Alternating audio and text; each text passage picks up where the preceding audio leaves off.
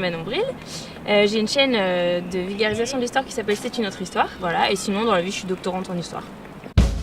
Comment t'es-tu lancée sur YouTube?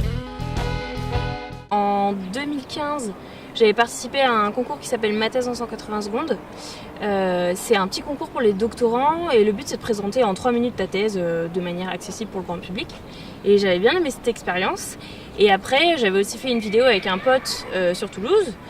C'était avant d'avoir la chaîne, du coup on l'avait mis sur Vimeo comme ça pour la montrer aux potes et ça avait un peu buzzé. Et du coup on s'était dit bah tiens ça a plu, dans les deux cas ça avait un peu marché et tout. Donc on s'était dit on pourrait essayer de faire une chaîne pour allier les deux expériences, vulgarisation plus dans mon domaine sur l'histoire parce que je suis pas du tout spécialiste des villes ou quoi. Et donc l'expérience de la vidéo et c'est là qu'on a ouvert une chaîne YouTube, ça fait 1 an maintenant, un peu plus d'1 an. Voilà. T'attendais-tu à autant de succès?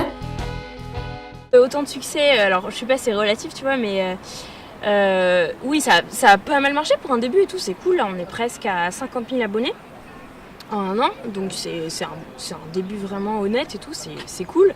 C'est pas fulgurant non plus, hein, mais c'est déjà une très bonne base.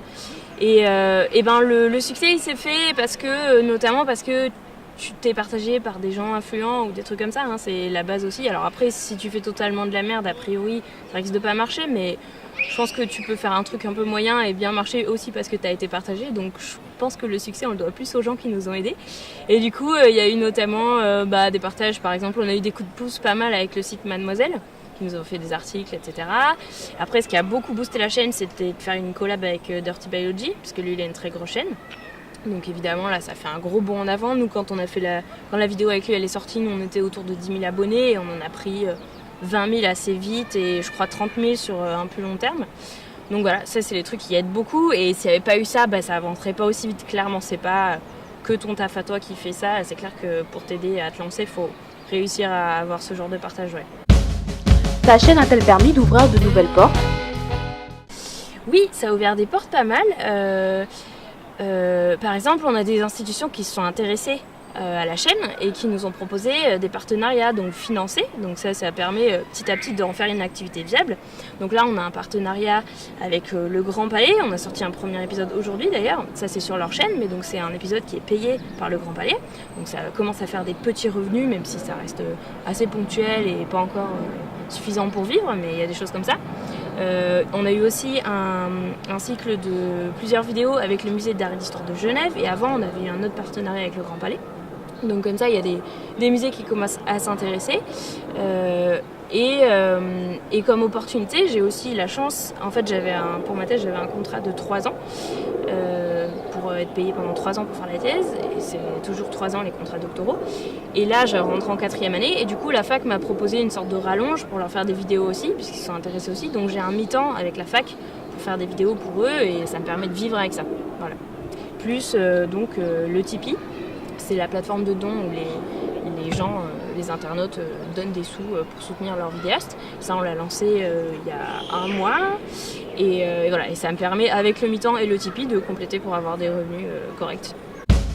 Comment fais-tu pour organiser ton temps? Alors ça, c'est sûr que c'est le plus gros problème que j'ai. C'est que faire des vidéos, ça prend beaucoup de temps. Du coup, je dois faire des vidéos pour ma chaîne et pour la chaîne de la fac.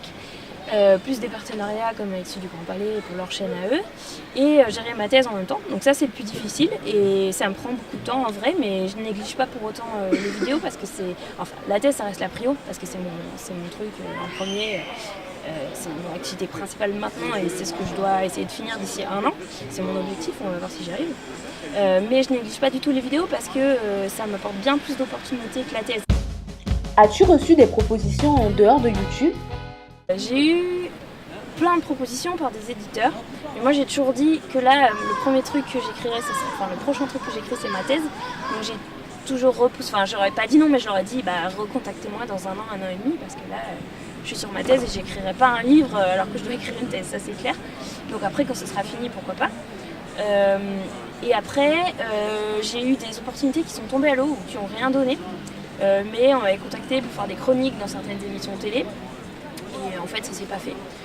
Soit c'est moi qui ai dit non parce que les émissions ne me convenaient pas, soit on a fait des tests et finalement on n'était pas satisfait du résultat, soit aussi des fois j'ai eu aucune nouvelle, des fois ça marche comme ça aussi.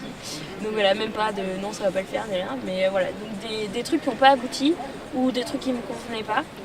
Mais c'est tout, en gros c'est tout ce qu'on m'a proposé, de l'édition ou des trucs de chronique télé. Et c'est vrai que de toute façon, moi tant que je suis en thèse, je peux pas forcément méga m'éparpiller. Après plus tard, pourquoi pas en faire un. Mais d'où vient cette passion pour l'histoire? C'est un truc qui m'est venu au lycée, j'avais fait un bac S et j'ai pas du tout eu une note folle en histoire. Mais après en prépa, je pense que ça vient surtout de là. En prépa j'avais des profs qui étaient. J'ai fait une prépa L après. Parce que je voulais faire une option dessin, bref, et si j'avais pas eu cette prépa, je serais partie en prépa bio, donc c'était la vie, mais voilà. Et du coup, là, j'avais 2 profs d'histoire qui étaient géniaux, et je pense que ça a contribué. Après, je suis allée m'inscrire en licence d'histoire, et voilà. J'ai fait un petit crochet le temps d'être prof des écoles, mais du coup, j'y suis revenue après. C'est vrai que j'ai accroché, ouais, je pense que c'est en partie grâce à ces profs. Ouais.